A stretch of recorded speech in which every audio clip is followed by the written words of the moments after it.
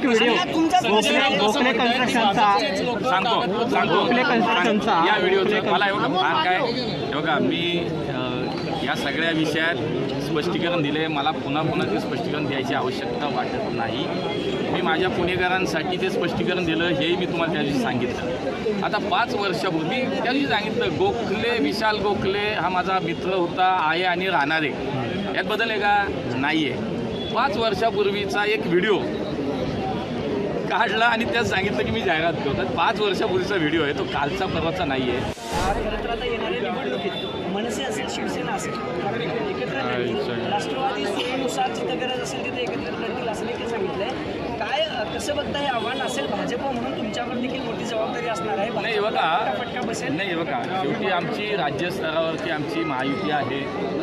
आम्ही अजितदादांची राष्ट्रवादी, शिंदेसाहेबांची शिवसेना, आम्ही सगळे एकत्र आहोत. आमचे नेते जो आदेश देतील त्याच्यावरती निश्चितपणे आम्ही तोच आदेश आम्हाला सगळ्यांना पाळावा लागेल. त्यामुळे स्थानिक स्वराज्याच्या निवडणुका ह्या आमचे नेते, महायुतीचे नेते एकत्रित बसून जे ठरवतील तो निर्णय आम्हाला मान्य असणार आहे. आमच्या राज्याच्या नेतृत्वानं आम्हाला मागच्या आठवड्यात बैठक झाली तेव्हा हेही समजलं, हेही त्यांनी सांगितलं की कदाचित काही ठिकाणी स्थानिक पातळीवरती याचे निर्णय घ्यावे लागतील.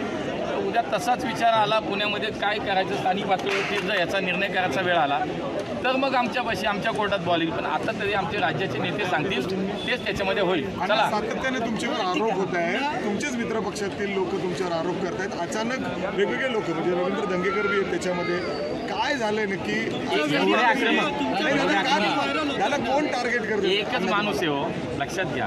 आणि त्याच्यावर मी बोलायचं सोडून दिलंय. तुम्ही मला परत मी माझं स्पष्टीकरण द्यायची दिलंय.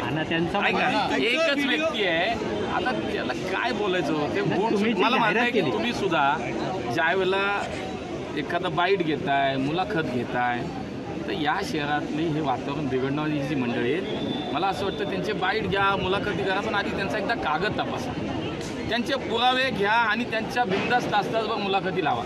माझं म्हणणं हे बघा आधी. उगाचच उठायचं, काही चालवायचं, उठायचं, काही आरोप करायचे आणि हे व्यक्तिगत आहेत. ज्या वेळेला ही निवडणूक झाली, तुम्हाला सांगतो, लोकसभा, विधानसभा, राजकीय नैराश्यातनं वैफल्यग्रस्त माणसाकडनं दुसरं काय अपेक्षा आहे. त्यामुळे तुम्ही मला खरं तर मी माझं स्पष्टीकरण दिलं आहे, पुन्हा त्याच्यावरती बोलू नये असंच मला वाटतं.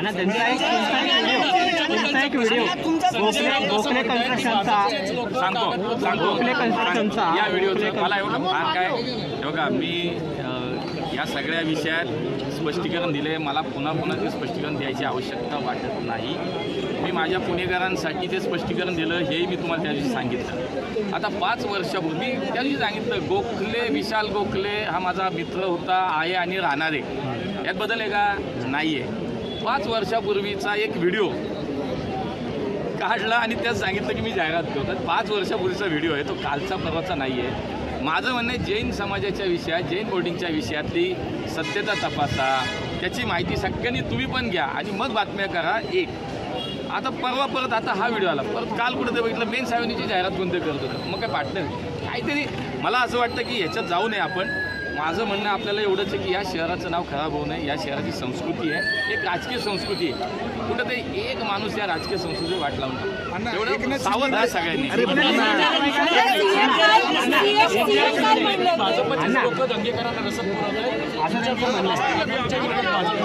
पक्षातीलच विरोधक तुमच्यातले रसद पुरवतात त्यांना. रोज काय बोलत असताना तर त्यांना कोण किती सिरियसली घ्यायचं.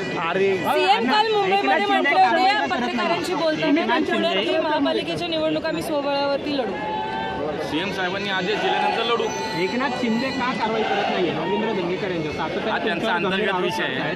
महायुतीमध्ये तेढ निर्माण होते. नाही, तुम्ही म्हणता महायुती म्हणून तुम्ही एकत्र लढणार, असं असताना तसं नाही म्हटलं. तसं नाही म्हटलं. मी तुम्हाला असं म्हटलं की आमच्या नेत्यांनी सुद्धा हे सांगितलं की काही ठिकाणी स्थानिक पातळीवरती त्याचा निर्णय घेतला जाईल. आज आमचे नेते जर म्हणत असतील, माननीय देवेंद्रजींनी सांगितलं असेल सोबळाव लढायचं, तर आम्ही सोबळाव लढत तयार आहे ना, काहीच अडचण नाही. दंगेकरांचा प्रश्न नाही, मी शिंदे का कारवाई करत मला तो त्यांचा अंतर्गत विषय. ऐका ना,